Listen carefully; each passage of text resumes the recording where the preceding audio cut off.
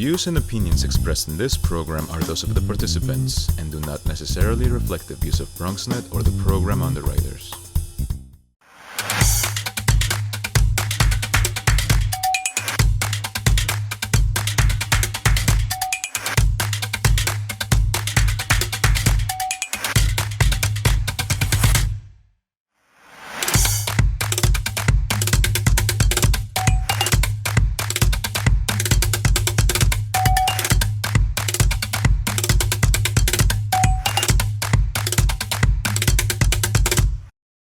Hello friends, welcome to LOTF episode 4.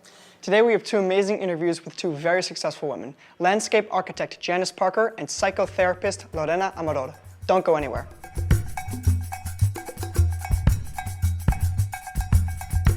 In 1984, landscape architect Janice Parker officially launched her landscape design firm. Janice has conceptualized and directed innovative landscape architecture for private and public clients across the world. Her work was featured in architectural digests like New York Times, Vogue, and Lux Interns Plus Design. Janice is a member of the Board of Trustees for Bette Midler's New York Restoration Project, NYRP, a nonprofit organization dedicated to beautifying New York's public spaces. Janice has been honored multiple awards, and today we have the honor to interview her in our show. Don't go anywhere. Hello, Janice. I heard you brought us a book today. I did. It's a book that I wrote, and it's about what I do, which is landscape architecture. What is it about? It is about my point of view and how you design a vision or a visionary landscape, the reasons that you do it, the vision that you have for it, the people that you do it for, and the purpose of the profession. How long did it take you to make and publish this book? Well, that's a very good question. It took me about 3 years, and I was helped by a woman that works for me who runs my office, who very gratefully has a fine arts degree, and she is wonderful with all of the Illustrator, Adobe programs, and Photoshop, and so she can lay out all the PDFs and the things that are required by a publisher to be able to print, all these sort of inside ways that books are put together. She was able to learn. And I have a wonderful photographer that I've employed to photograph my work for the last 12 years. And luckily, I photographed my work at all different times of the year. So I had winter, spring, and summer photos. And so we sorted through it for a couple of years alone, just her and I, and we would publish a book when we would put it together on Blurb, which is a website, which is great. You can upload anything. People do personal short books, they do family photographs, but you can also upload 80 to 100 pictures, and they will print it for you. It's not very expensive. And then you have an idea of what your book looks like. So we would do that once a month, as we tried to sort out what we wanted the book to look like. And that was a great exercise for us. And I had a lot of pressure from a mentor and an advisor to me that I should write this book. And I put it off for a while, sort of kicking my heels and being stubborn. And then I would speak to them on the weekends and be exhausted from work. And they would say, "We didn't ask if you were exhausted from work. We asked you if you wrote a chapter." I'd be like, "I'm exhausted from work. We didn't ask that. We asked you if you wrote a chapter." So I had to write on the weekends, and we blocked out time, and then I couldn't find anyone to publish it. It was getting very challenging, right? What I put together a book outline. We put together sort of a sample dummy book. And I saw that there were a lot of books by architects published by a company in Australia called Images. And they were beautifully done and beautifully bound, and the color was amazing. And the time zone difference to Australia and here is about 12 or 14 hours. So one night I was in the office late, which I do all the time. I stay till 8 or 9. And I thought, I saw the guy, Paul Langham's name. I was studying Images, their website, and I thought, let me just see if I can call him. So I looked up his name on Skype, it came up. I called him on Skype. He had just gotten into the office. It was morning there. And there we were on Skype together, and we just started talking, and we really hit it off, and I really liked him. And he made me a fantastic business deal, and he had an older, about to retire art director. Old people know a lot. I can tell you, being an old person, I forgot most of what I know, but I still know a decent amount. And he was an older art director, and he got it. So he looked at our layouts and he looked at our pictures and he said, do you mind if I work with these a little? And he managed to organize the photographs to tell a story where I couldn't really do that.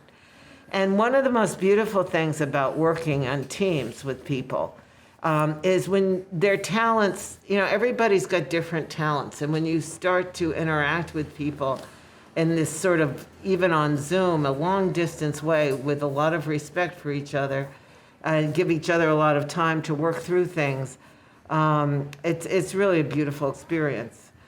Did you get writer's block? I did. How was that? It was so challenging. It was a struggle. It was really a struggle, and I would just sit, in front of the computer. I'm also a terrible typist. So the computer really, I had one Alpha, I had an Apple Quadro, and you guys weren't born. It was like a little old thing. And I never got typing down. I did learn AutoCAD and a lot of very hard programs late in my middle age, which is hard to do. But I prefer dictating, and now that dictating is in almost every computer, I can roll. I much prefer to talk than to type. Where can we get the book? You can get it on Amazon. It's called Designing a Vision by Janice Parker.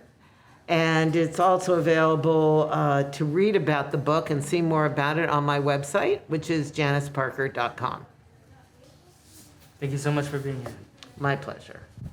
Out of your many projects, which of them are you the most proud of? So there are two. And one is women at the turn of the last century were not allowed to be architects or, licensed profession. So a lot of women started the profession of landscape architecture because outside of the house and in the gardens was considered women's work. So there were women who worked in this profession, organized, and were the first members of the American Society of Landscape Architects, who truly were groundbreaking, who, when there weren't really, easy ways to take a plane, and there weren't easy ways to travel, and everything was drafted by hand, did work all over the country somehow, for things from insurance company headquarters to, wealthy estates to city projects. There's one woman named Marjorie Cotley who was the first person to discuss in the 1920s and 30s about that in housing and multifamily housing developments, there had to be gardens for people. She unfortunately died in a mental institution, put there by her husband. So I don't know the whole story there, but there were women who were working against such greater odds than I work against, and any of us work against, really huge odds, and they had no example. And I got to recreate a garden that two of these women had done on a big private estate. One woman had come in 20 years before the other, and I had read their history. And it was like, there's a book that I loved as a child and I still love called The Secret Garden, which is actually a story of healing and redemption. That there's these gardens that were locked and they were overgrown, and there's a great deal of mental and emotional pain and all the people involved with it. And by going into the garden, they managed to heal their souls and heal their pain and make the garden beautiful again. And there was these empty garden rooms from like 1920 with just remnants in it. And I had a client who never asked me about money. He's like, just do it. And then when I was asking him questions, like, what's your favorite color, or what do you want in here? He would just be like, that's your job to tell me my favorite color. I don't know, just fix it. He said, that's above my pay grade. Just make it nice, like it's supposed to be. And I'm like, how did this like piece of magic in heaven fall into my life? How did that happen? Like, how did that happen? I just kissed the ground, and recreating them was incredible. I studied everything. I saved the old brick paths. All the contractors wanted to rip them out because they were all tumbled up and people were going to catch their shoes in them, and then they could put them back and make them look old. And I was like, but if you do that, it won't be true. It won't be the truth. They'll look like they were old, but they won't be old. And I was able to hold on to that sense of authentic and have them fix around. I mean, people want to just fix everything and change everything. And I think it takes a client like I had, a smart and mature client, to say, no, keep it old, but fix it. And it's a hard way to go. We had these paths all over the place under like 3 feet of wood chips and steel plates. So that when they were driving machines around and putting in lighting and new plants and new plumbing and everything, they didn't break them. And oh my God, it was like, it was amazing. It was such a great journey. It was such a great journey to hold on to what these women had done and to not let it go, you know, and to then sit around and try to channel and like, what do you want me to do, Annette? And I mean, and I think the answer was just do whatever you want. It's okay. It's good. Just let it go. Just do what you think works. And then my other favorite jobs of what I do with, I'm now sit on the board of the New York Restoration Project, but for 20 years, it's a 25-year-old group. For 20 years, I've been working on community gardens in the city. I was born and raised here, and this is the landscape of my life. The Hudson River and the city is my landscape. I knew every tree on the West Side Highway. I knew all the cherry trees. I watched them die. I'm not going to talk about how I feel about how they replaced them because it's not worth going into. We're going to keep it positive. But I did the cherry tree esplanade on the East River up by Swindler Cove. I was able to put in all of those trees and recreate that area and make part of making that park clean and useful to the community. And we, of all the community gardens that we had with New York Restoration, we produced over 90,000 pounds of food during the first year of COVID for people. And that was, you know, I think the future really for my profession, maybe not me, but my profession is urban agriculture, where there is food and plants and nature in the cities, because by 2050, most of the population of the world is going to be in a city. And if it's not, no one has access to nature, it's going to be a sad time, because it's been proven that just greening the streets brings down diabetes, it lowers crime, it creates an atmosphere that all of us want to be in, right? And cities need to be safe for the old and the young. What are your goals for the future? Every time I think about cutting back, a really like interesting, nice project comes in the office. So I would like to continue to design, probably till the day I die, and be able to take the model that we've developed here in New York with New York Restoration Project, the greening model, which is very nonconformist and pretty innovative. I would like to be able to try to see that being used nationally in cities. And I'm always looking at different ways I might be able to influence that. Because what we've done is usually when an organization, like I'm sure you guys have seen the Green Gorillas, or there's like certain greening, they find one thing and they do it because it's safe and they can get funded with it and it's like what they know. But at MYRP, we've fallen on our face a million times and tried things that didn't work. But by doing that, we've found something that really works, right? It's a great model and a great roadmap. And I would love to see it being used, the knowledge that's been gathered by the people who actually do the work in the field, being used to the advantage of other cities. Could you please give us your definition of success, and at what point in your life did you know that you were successful? Oh, my definition. My definition of success was when I could actually say no to work. The work that wasn't going to be right for me. The work that was going to be for people that were going to be extremely challenging, for fees that were going to be very low, for people that were going to be, I could tell throughout the project, very hard on us. And very hard on the people that work for me. And when I was able to have enough jobs and enough savings in the bank to be able to say no to those very, very challenging and hard jobs, I felt that I had achieved success in that way. I also feel like I had achieved some success in recognitions and awards, but it didn't really feel like, oh my God, I want this award. I really want to get this award. I did it so that I would be able to qualify for more prestigious work, to advance the work, because I think my idea of success is that on my tax returns, it actually says I'm a job creator. I create jobs, and I get a tax break for that.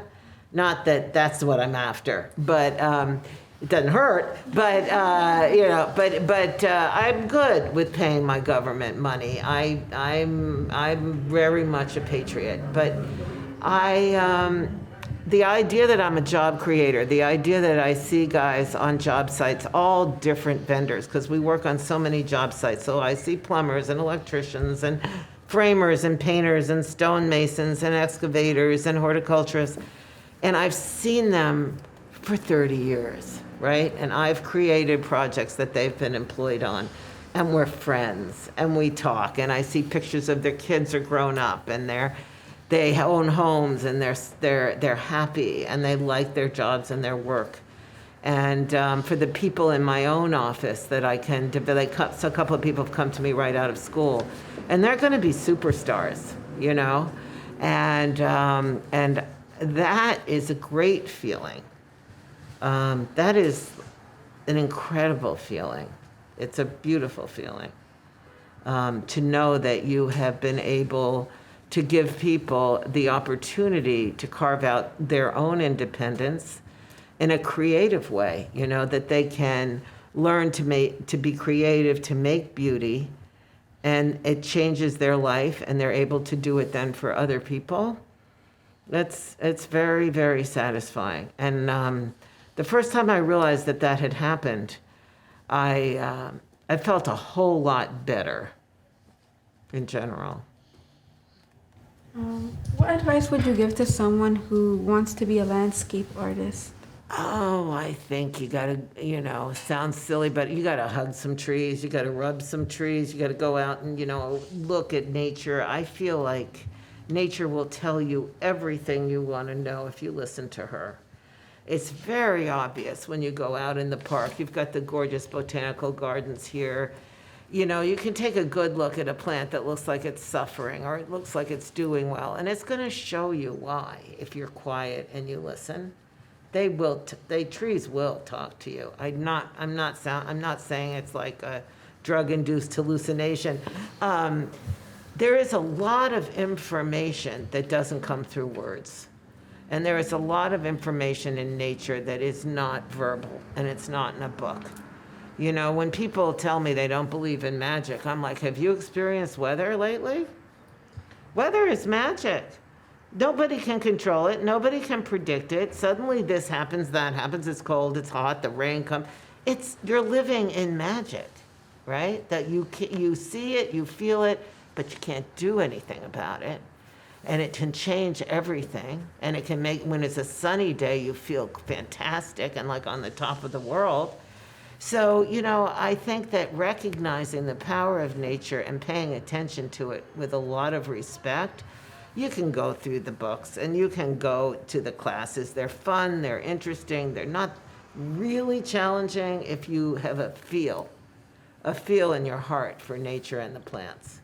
You know, some people struggle with the math of it, and I certainly struggle with the engineering.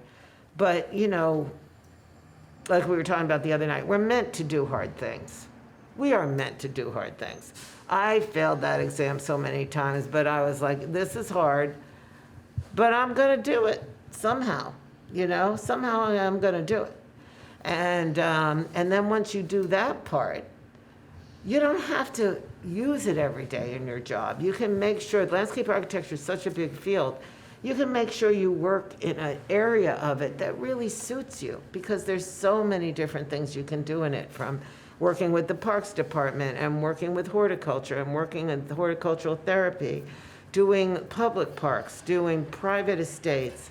There's just a lot of public policy is done with it. There's many, many, many different ways you can work. And when people in my office really struggle with certain parts of the job, you know, obviously we want them to be competent, but I try to make sure they're doing something they enjoy. You know, you don't want to be in a soul-crushing job, right? You want to find something you love to do that's really, really very much who you are. And that's something that I think you find out through internships and through classes. You know, you feel good at the end of the day, then you've been able to be yourself. What was your favorite subject in college when you were there? Well, I didn't go. But I bet it would have been almost anything to do with literature and reading. I read my way through every book I could find most of my teenagehood. I went through all the Russian authors and then the English authors and then the German. So I was determined to make sure I didn't skip anything in my own education. So I think literature. Thank you so much for talking to us here at the foundation. And thank you so much for taking some time out of your day to talk to us. And we could learn a lot from you, and we still have a lot to learn as just the youth and as a community. You know, you have such a bright future ahead of you, all of you. There is so much you can do, so much opportunity right here.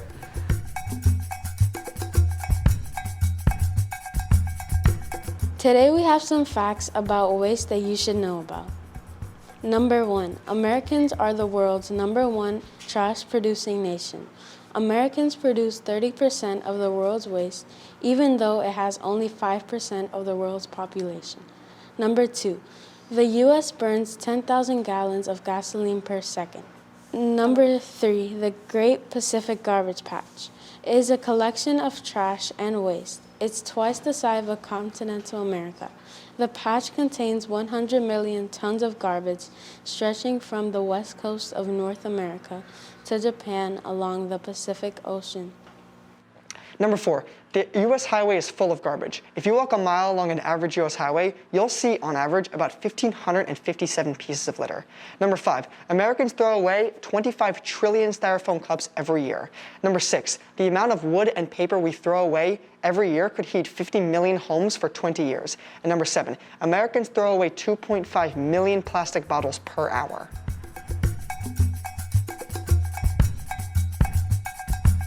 Hi everybody, today we are lucky enough to be joined by psychotherapist Lorena Amador. Thank you so much for coming and joining us and telling us a bit about yourself. We've got a bunch of questions for you, so I guess I'll be the first one to start.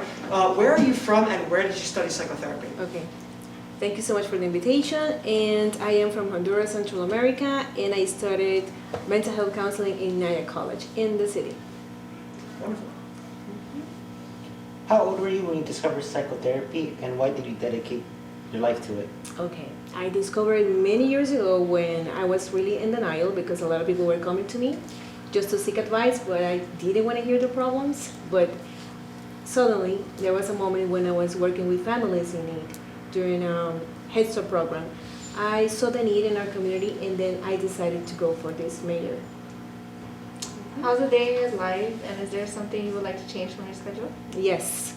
I would like to have more hours, more than 24 hours, so I could be able to help other people and also to get some breaks.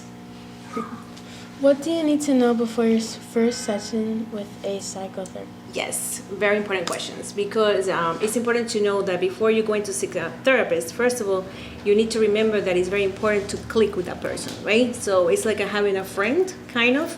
So first you have to make sure that you are seeking the right help, and you have to be committed to yourself. You have to commit with the time, that you have to be consistent every week. Otherwise, it's not going to be the same outcome. What's the typical age of your patients? I am having patients from 5 years old till seniors. But in average, right now, I would say like between 15 and 25 or 35. So, Mrs. Amador, what exactly is the difference, would you say, between a psychologist and a psychotherapist? Okay, so we have different positions under the umbrella of mental health, and the psychologist is going to invest a lot of time in clinical assessment. So let's say if you are really looking for an accurate diagnosis, you can go directly to the psychologist, right? And the psychotherapist is going to do mostly talk therapy. How do I know I need to talk to a psychotherapist? It's the moment that you're not feeling like you're yourself again, like, you have a mix of emotions, maybe you are going through different challenging situations, adjustments, maybe you're moving to a different state, maybe your parents got divorced, maybe you don't know what to study, right? You have doubts, you have questions. So you don't really need to feel like you're losing it, right? Because that's what people are thinking. But it's when you need to work on yourself. So how long do you need to study to become a psychotherapist, and how many years of experience do you have? Okay, so you need to study for about 7 years. You need to get your bachelor's, and then you need to get a master's, and then you need to have your clinical experience at the end. And as a therapist, I have about 4 years experience, because before then, it was a different major, it was a different field, but always working with families. Do you have another job or hobby you like to do? Yes, I have another job too. So I'm working as an assistant director of family services for a Head Start program, and that's when I decided to become a psychotherapist. For that job is when I'm using my another major, which is business. And the hobby you were asking, right? Yes. I wish to have more hobbies, but at least, I love to travel. How many locations are you working in right now? Right now, I'm working for 2 clinics. One is in Queens, one is in Brooklyn. It's mostly virtual in this moment because of COVID still. And my primary job, which is the assistant director of family services in Be Above, located in Queens, New York. So, thank you so much for telling us all this. This is fantastic. Is there anything you'd like to leave for kind of the youth of our community? Oh yes, sure. Don't think about how long it's going to take you, because sometimes we're thinking about that. Take off the limitations of your mind, be yourself, and look for your purpose. Thank you so much, Mrs. Amador. We really, really appreciate it. You are very welcome, and thank you so much again for the invitation.